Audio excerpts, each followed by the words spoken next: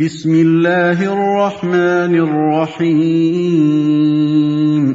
اللہ کے نام سے جو رحمان اور رحیم ہے۔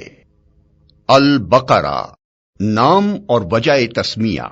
اس سورہ کا نام بقرہ اس لیے ہے کہ اس میں ایک جگہ گائے کا ذکر آیا ہے۔ قرآن مجید کی ہر سورہ میں اس قدر وسیع مضامین بیان ہوئے ہیں کہ ان کے لیے مضمون کے لحاظ سے جامع عنوانات تجویز نہیں کیے جا سکتے۔ عربی زبان اگرچہ اپنی لغت کے اعتبار سے نہایت مالدار ہے، مگر بہرحال ہے تو انسانی زبان ہی۔ انسان جو زبانیں بھی بولتا ہے وہ اس قدر تنگ اور محدود ہیں کہ وہ ایسے الفاظ یا فقرے فراہم نہیں کر سکتی جو ان وسیع مضامین کے لیے جامع عنوان بن سکتے ہوں۔ اس لیے نبی صلی اللہ علیہ وسلم نے اللہ تعالیٰ کی رہنمائی سے قرآن کی بیشتر صورتوں کے لیے عنوانات کی بجائے نام تجویز فرمائے جو محض علامت کا کام دیتے ہیں۔ اس لیے سورہ کو بقرہ کہنے کا مطلب یہ نہیں ہے کہ اس میں گائے کے مسئلے پر بحث کی گئی ہے، بلکہ اس کا مطلب صرف یہ ہے کہ وہ سورہ جس میں گائے کا ذکر آیا ہے۔ زمانہ نزول۔ اس سورت کا بیشتر حصہ ہجرت مدینہ کے بعد مدنی زندگی کے بالکل ابتدائی دور میں نازل ہوا ہے، اور کمتر حصہ ایسا ہے جو بعد میں نازل ہوا اور مناسبت مضمون کے لحاظ سے اس میں شامل کر دیا گیا۔ حتیٰ کہ سود کی ممانعت کے سلسلے میں جو آیات نازل ہوئی ہیں وہ بھی اس میں شامل ہیں، حالانکہ وہ نبی صلی اللہ علیہ وسلم کی زندگی کے بالکل آخری زمانے میں اتری تھی۔ سورہ کا خاتمہ جن آیات پر ہوا ہے وہ ہجرت سے پہلے مکے میں نازل ہو چکی تھیں، مگر مضمون کی مناسبت سے ان کو بھی اسی صورت میں ضم کر دیا گیا ہے۔ شان نزول۔ اس سورت کو سمجھنے کے لیے پہلے اس کا تاریخی پس منظر اچھی طرح سمجھ لینا چاہیے۔ ایک، ہجرت سے قبل جب تک مکے میں اسلام کی دعوت دی جاتی رہی، خطاب بیشتر مشرکین عرب سے تھا جن کے لیے اسلام کی آواز ایک نئی اور غیر مانوس آواز تھی۔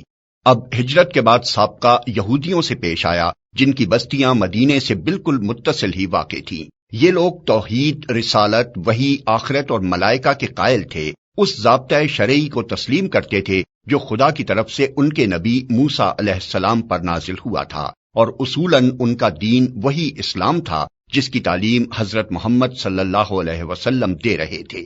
لیکن صدیوں کے مسلسل انحطاط نے ان کو اصل دین سے بہت دور ہٹا دیا تھا۔ اس وقت حضرت موسیٰ کو گزرے ہوئے تقریباً 19 صدیاں گزر چکی تھیں۔ اسرائیلی تاریخ کے حساب سے حضرت موسیٰ علیہ السلام نے 1272 قبل مسیح میں وفات پائی، اور نبی صلی اللہ علیہ وسلم 610 بعد مسیح میں منصب نبوت پر سرفراز ہوئے۔ ان کے عقائد میں بہت سے غیر اسلامی عناصر کی آمیزش ہو گئی تھی جن کے لیے تورات میں کوئی سند موجود نہ تھی۔ ان کی عملی زندگی میں بکثرت ایسے رسوم اور طریقے رواج پا گئے تھے جو اصل دین میں نہ تھے اور جن کے لیے تورات میں کوئی ثبوت نہ تھا۔ خود تورات کو انہوں نے انسانی کلام کے اندر خلط ملط کر دیا تھا، اور خدا کا کلام جس حد تک لفظاً یا معناً محفوظ تھا اس کو بھی انہوں نے اپنی منمانی تعویلوں اور تفسیروں سے مسخ کر رکھا تھا۔ دین کی حقیقی روح ان میں سے نکل چکی تھی، اور ظاہری مذہبیت کا محض ایک بے جان ڈھانچہ باقی تھا جس کو وہ سینے سے لگائے ہوئے تھے۔ ان کے علماء اور مشائخ، ان کے سرداران قوم اور ان کے عوام سب کی اعتقادی، اخلاقی اور عملی حالت بگڑ گئی تھی، اور اپنے اس بگاڑ سے ان کو ایسی محبت تھی کہ وہ کسی اصلاح کو قبول کرنے پر تیار نہ ہوتے تھے۔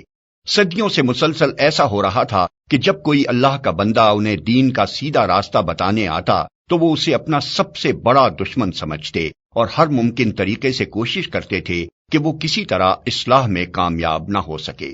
یہ لوگ حقیقت میں بگڑے ہوئے مسلمان تھے جن کے ہاں بدعتوں اور تحریفوں، منہ شگافیوں اور فرقہ بندیوں، استخاں گیری اور مغز افغنی، خدا فراموشی اور دنیا پرستی کی بدولت انحطاط اس حد کو پہنچ چکا تھا کہ وہ اپنا اصل نام مسلم تک بھول گئے تھے، محض یہودی بن کر رہ گئے تھے، اور اللہ کے دین کو انہوں نے محض نسل اسرائیل کی آبائی وراثت بنا کر رکھ دیا تھا۔ پس جب نبی صلی اللہ علیہ وسلم مدینہ پہنچے تو اللہ تعالیٰ نے آپ کو ہدایت فرمائی کہ ان کو اصل دین کی طرف دعوت دیں۔ چنانچہ سورہ بقرہ کے ابتدائی 15-16 رکوع اسی دعوت پر مشتمل ہیں۔ ان میں یہودیوں کی تاریخ اور ان کی اخلاقی و مذہبی حالت پر جس طرح تنقید کی گئی ہے، اور جس طرح ان کے بگڑے ہوئے مذہب و اخلاق کی نمایاں خصوصیات کے مقابلے میں حقیقی دین کے اصول پہلو بپہلو پیش کیے گئے ہیں، اس سے یہ بات بالکل آئینے کی طرح واضح ہو جاتی ہے کہ ایک پیغمبر کی امت کے بگاڑ کی نوعیت کیا ہوتی ہے۔ رسمی دینداری کے مقابلے میں حقیقی دینداری کس چیز کا نام ہے، دین حق کے بنیادی اصول کیا ہیں، اور خدا کی نگاہ میں اصل اہمیت کن چیزوں کی ہے۔ 2. مدینہ پہنچ کر اسلامی دعوت ایک نئے مرحلے میں داخل ہو چکی تھی۔ مکہ میں تو معاملہ صرف اصول دین کی تبلیغ اور دین قبول کرنے والوں کی اخلاقی تربیت تک محدود تھا، مگر جب ہجرت کے بعد عرب کے مختلف قبائل کے وہ سب لوگ جو اسلام قبول کر چکے تھے ہر طرف سے سمٹ کر ایک جگہ جمع ہونے لگے اور انصار کی مدد سے ایک چھوٹی سی اسلامی ریاست کی بنیاد پڑ گئی، تو اللہ تعالیٰ نے تمدن، معاشرت، معیشت، قانون اور سیاست کے متعلق بھی اصولی ہدایات دینی شروع کی اور یہ بتایا کہ اسلام کی اساس پر یہ نیا نظام زندگی کس طرح تعمیر کیا جائے۔ اس سورت کے آخری 23 رکوع زیادہ تر انہی ہدایات پر مشتمل ہیں جن میں سے اکثر ابتدا ہی میں بھیج دی گئی تھیں اور بعض متفرق طور پر حسب ضرورت بعد میں بھیجی جاتی رہیں۔ 3. ہجرت کے بعد اسلام اور کفر کی کشمکش بھی ایک نئے مرحلے میں داخل ہو چکی تھی۔ ہجرت سے پہلے اسلام کی دعوت خود کفر کے گھر میں دی جا رہی تھی اور متفرق قبائل میں سے جو لوگ اسلام قبول کرتے تھے وہ اپنی اپنی جگہ رہ کر ہی دین کی تبلیغ کرتے اور جواب میں مصائب اور مظالم کے تختہ مشق بنتے تھے۔ مگر ہجرت کے بعد جب یہ منتشر مسلمان مدینہ میں جمع ہو کر ایک جتھا بن گئے اور انہوں نے ایک چھوٹی سی آزاد ریاست قائم کر لی تو صورتحال یہ ہو گئی کہ ایک طرف ایک چھوٹی سی بستی تھی اور دوسری طرف تمام عرب اس کا استحصال کر دینے پر تلا ہوا تھا۔ اب اس مٹھی بھر جماعت کی کامیابی کا ہی نہیں بلکہ اس کے وجود و بقا کا انحصار بھی اس بات پر تھا کہ اولاً وہ پورے جوش و خروش کے ساتھ اپنے مسلک کی تبلیغ کر کے زیادہ سے زیادہ لوگوں کو اپنا ہم عقیدہ بنانے کی کوشش کرے، ثانیاً وہ مخالفین کا برسر باطل ہونا اس طرح ثابت و مبرہن کر دے کہ کسی ذی عقل انسان کو اس میں شبہ نہ رہے، ثالثاً بے خانما ہونے اور تمام ملک کی عداوت و مزاحمت سے دوچار ہونے کی بنا پر فقر و فاقہ اور ہمہ وقت بے امنی و بے اطمینانی کی جو حالت ان پر طاری ہو گئی تھی اور جن خطرات میں وہ چاروں طرف سے گھر گئے تھے ان میں وہ ہراساں نہ ہوں بلکہ پورے صبر و ثبات کے ساتھ ان حالات کا مقابلہ کریں اور اپنے عزم میں ذرا تزلزل نہ آنے دیں۔ رابعاً وہ پوری دلیری کے ساتھ ہر اس مسلح مزاحمت کا مسلح مقابلہ کرنے کے لیے تیار ہو جائیں جو ان کی دعوت کو ناکام کرنے کے لیے کسی طاقت کی طرف سے کی جائے، اور اس بات کی ذرا پرواہ نہ کریں کہ مخالفین کی تعداد اور ان کی مادی طاقت کتنی زیادہ ہے۔ خامساً ان میں اتنی ہمت پیدا کی جائے کہ اگر عرب کے لوگ اس نئے نظام کو جو اسلام قائم کرنا چاہتا ہے فہمائش سے قبول نہ کریں تو انہیں جاہلیت کے فاسد نظام زندگی کو بزور مٹا دینے میں بھی تامل نہ ہو۔ اللہ تعالیٰ نے اس صورت میں ان 5 امور کے متعلق ابتدائی ہدایات دی ہیں۔ 4. دعوت اسلامی کے اس مرحلے میں ایک نیا عنصر بھی ظاہر ہونا شروع ہو گیا تھا اور یہ منافقین کا عنصر تھا۔ اگرچہ نفاق کے ابتدائی آثار مکہ کے آخری زمانے میں بھی نمایاں ہونے لگے تھے مگر وہاں صرف اس قسم کے منافق پائے جاتے تھے جو اسلام کے برحق ہونے کے تو معترف تھے اور ایمان کا اقرار بھی کرتے تھے لیکن اس کے لیے تیار نہ تھے کہ اس حق کی خاطر اپنے مفاد کی قربانی اور اپنے دنیاوی تعلقات کا انقطاع اور ان مصائب و شدائد کو بھی برداشت کر لیں جو اس مسئلہ کے حق کو قبول کرنے کے ساتھ ہی نازل ہونے شروع ہو جاتے تھے۔ مدینہ پہنچ کر اس قسم کے منافقین کے علاوہ چند اور قسموں کے منافق بھی اسلامی جماعت میں پائے جانے لگے۔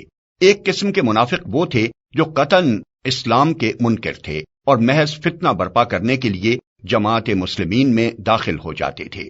دوسری قسم کے منافق وہ تھے جو اسلامی جماعت کے دائرہ اقتدار میں گھر جانے کی وجہ سے اپنا مفاد اسی میں دیکھتے تھے کہ ایک طرف مسلمانوں میں بھی اپنا شمار کرائیں اور دوسری طرف مخالفین اسلام سے بھی ربط رکھیں تاکہ دونوں طرف کے فوائد سے متمتع ہوں اور دونوں طرف کے خطرات سے محفوظ رہیں۔ تیسری قسم ان لوگوں کی تھی جو اسلام اور جاہلیت کے درمیان متردد تھے۔ انہیں اسلام کے برحق ہونے پر کامل اطمینان نہ تھا مگر چونکہ ان کے قبیلے یا خاندان کے بیشتر لوگ مسلمان ہو چکے تھے اس لیے یہ بھی مسلمان ہو گئے تھے۔ چوتھی قسم میں وہ لوگ شامل تھے جو امر حق ہونے کی حیثیت سے تو اسلام کے قائل ہو چکے تھے مگر جاہلیت کے طریقے اور اوہام اور رسمیں چھوڑنے اور اخلاقی پابندیاں قبول کرنے اور فرائض اور ذمہ داریوں کا بار اٹھانے سے ان کا نفس انکار کرتا تھا۔